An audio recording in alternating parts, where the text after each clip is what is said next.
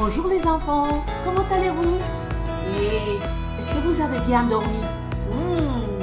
Est-ce que vous êtes prêts pour aujourd'hui? Car moi je suis sûre que Dieu a quelque chose pour vous aujourd'hui. Nous sommes très contentes de partager ces instants avec vous. Et nous allons laisser place à la suite.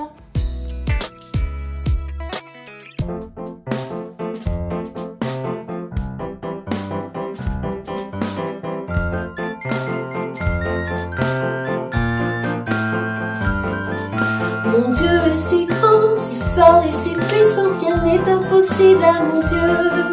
Mon Dieu est si grand, si fort et si puissant, rien n'est impossible à mon Dieu. Les monts sont à lui, les mers sont à lui, les cieux sont sa création. Mon Dieu est si grand, si fort et si puissant, rien n'est impossible à mon Dieu. Mon Dieu est si grand, si fort et si puissant, rien n'est impossible à mon Dieu. Mon Dieu est si grand, si fort et si puissant, rien n'est impossible à mon Dieu. Les monts sont à lui, les mers sont à lui, les cieux sont sa création. Mon Dieu est si grand, si fort et si puissant, rien n'est impossible à mon Dieu.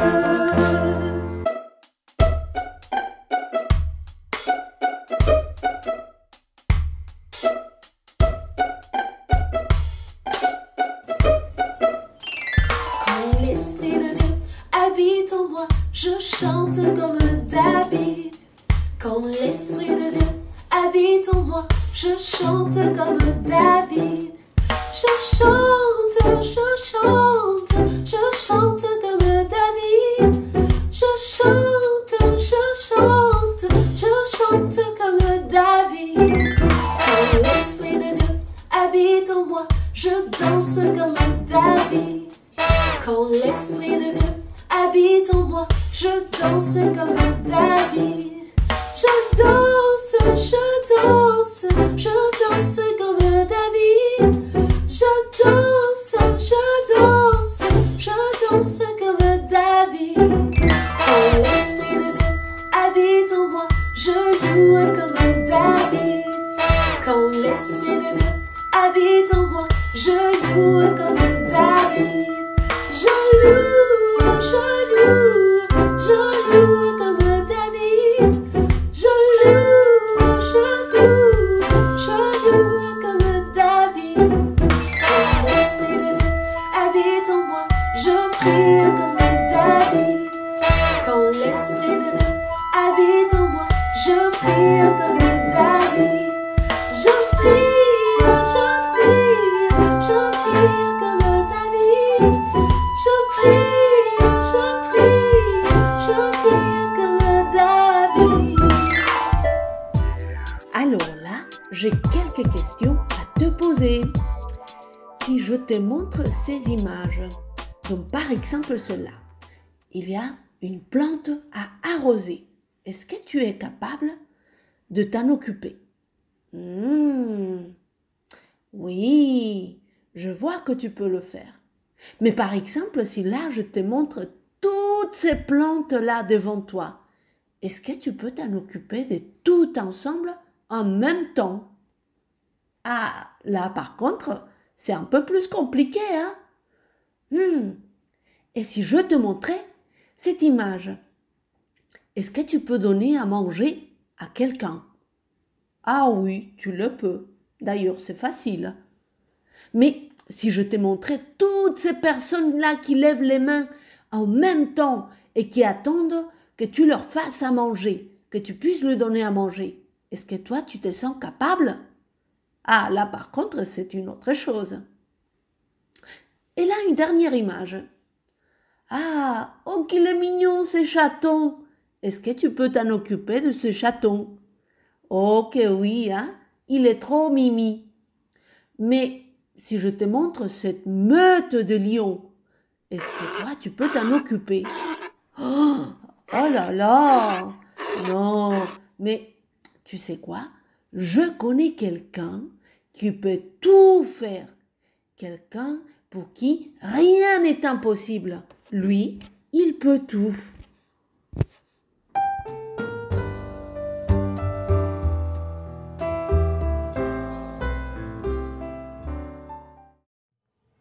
Il était une fois, dans le royaume de Babylone, quelqu'un de très, très intelligent. Tout le monde le sait, ça se voit. Il s'appelle Daniel et il a quelque chose de différent. Il connaît Dieu. Le roi Darius aime beaucoup Daniel.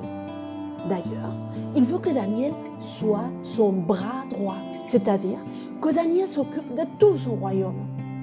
Il faut dire que Daniel connaît Dieu et il est quelqu'un de bien élevé, respectueux, obéissant, toujours à l'heure, souriant, ne ment pas. Waouh! Plein de bonnes choses dans son comportement. Seulement, les autres chefs deviennent jaloux quand ils apprennent que Daniel est le préféré du roi. Et ils essayent par tous les moyens de faire du mal à Daniel et qu'il soit mal vu par le roi. Mais comment faire? Daniel est tellement bien élevé qu'on ne peut trouver rien, mais rien à lui reprocher. Mince. Dans le travail, il est sans défaut. Dans la vie de tous les jours, il est bien élevé. Rien à lui reprocher. Attendez, on a dit que Daniel connaît Dieu. Ah, ça veut dire qu'il parle avec Dieu. Il prie.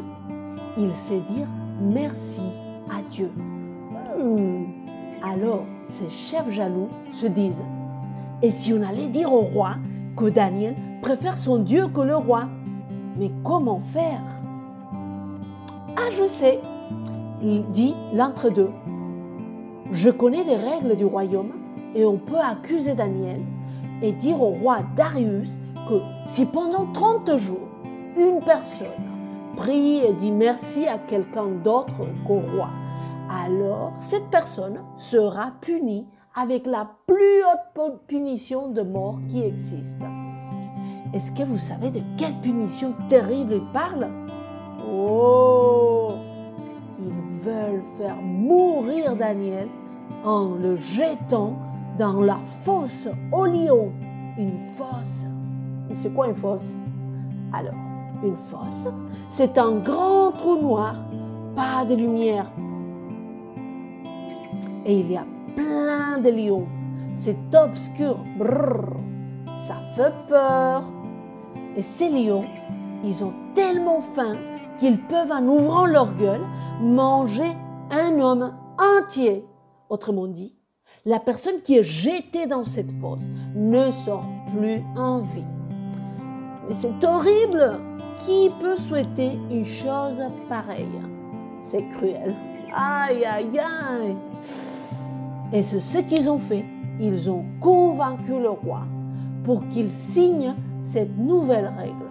Seulement, à ce moment, le roi était loin de s'imaginer que Daniel, celui qu'il aime tellement, allait être puni avec cette règle.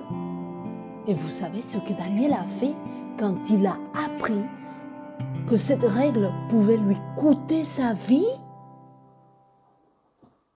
Daniel a continué à prier et à dire merci à Dieu, comme d'habitude, 3 fois par jour. Et vous savez pourquoi?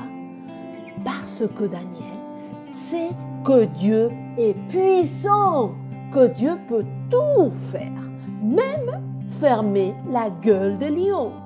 C'est fou. Les chefs pensent qu'ils ont le pouvoir de faire mourir Daniel en le faisant jeter à la fosse aux lions.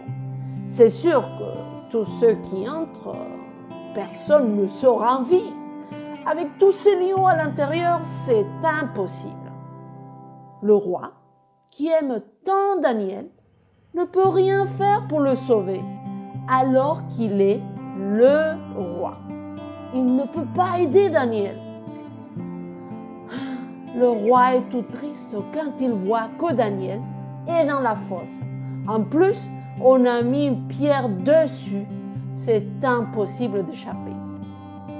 Alors, le lendemain, le roi vient en courant devant la fosse, fait lever la pierre et dit d'une voix toute triste: « Daniel, Daniel, serviteur du Dieu vivant, le Dieu que tu aimes tellement, est-ce qu'il a pu te sauver de la gueule des lions? Et une voix qui répond, oui, roi, mon Dieu qui peut tout a envoyé un ange qui a fermé la gueule des lions. Mon Dieu n'a pas permis qu'il me touche. Waouh! Dieu peut tout. Il peut même fermer la gueule des lions. En plus, on voit que Daniel n'a rien eu. Les lions ne lui ont même pas fait de mal. Quel Dieu puissant! Le roi n'a pas pu aider Daniel, mais Dieu qui peut tout faire, il a pris soin de Daniel. Waouh! Daniel sait que Dieu est puissant. Et même quand tout a l'air compliqué, difficile, Dieu peut tout.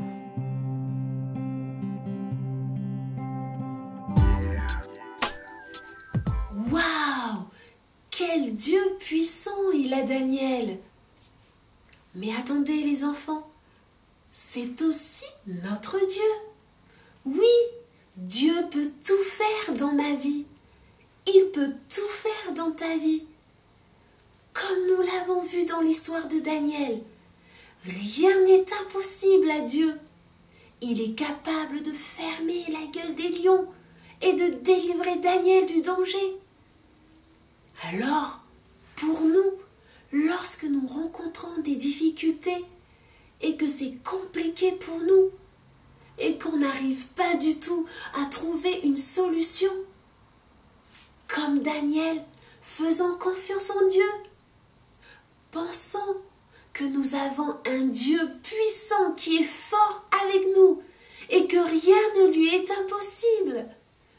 Oui, dans ma vie, dans ta vie, Dieu peut tout faire, même quand c'est difficile.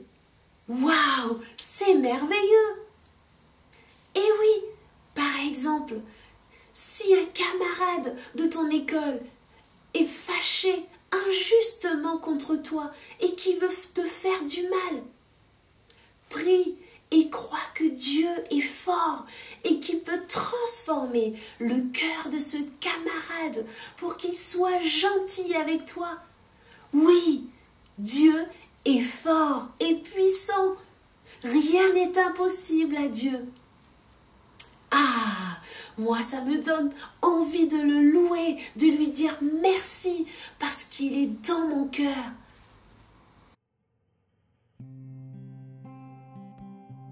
Ô Dieu, nous te disons merci pour ta parole. Merci car tu nous fais savoir que dans les difficultés, tu peux tout. Nous pouvons te faire confiance car rien n'est impossible à toi. Dans la maladie, tu peux guérir. À l'école, quand un exercice est compliqué, tu peux nous aider. À la maison, quand tout ne va pas si bien, tu peux transformer la tristesse en joie. C'est pourquoi nous te mettons toute notre confiance, car rien n'est impossible à toi. Merci mon Dieu. Amen. Alors maintenant, nous allons apprendre ensemble le verset. Non, rien n'est impossible pour Dieu. On le répète ensemble? Non, rien n'est impossible pour Dieu. Ce verset, nous le trouvons dans la Bible, dans le livre de Luc, au chapitre 1, verset 37. Aujourd'hui, nous allons fabriquer une tête de lion. Pour l'activité, vous aurez besoin de peinture jaune, noire et orange. Si vous n'avez pas d'orange, mélangez un peu de jaune avec un peu de rouge. N'oubliez pas l'assiette en carton, le pinceau et la paire de ciseaux. Maintenant, à vous pour l'activité. Bon courage!